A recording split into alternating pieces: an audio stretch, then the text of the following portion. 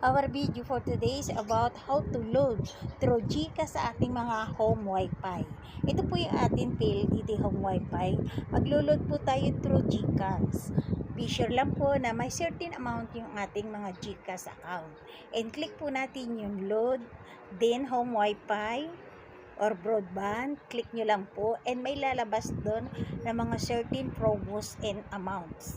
Then ilagay po muna natin yung number ng ating home wifi, then click nyo na po yung mga promos na nais nyo.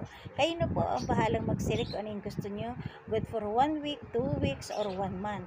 And nakalagay po dito yung mga amount na i-click nyo.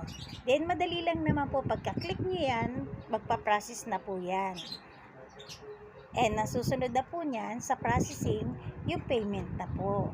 Para yung load natin, papasok na yan kaagad, automatic sa ating mga home wifi.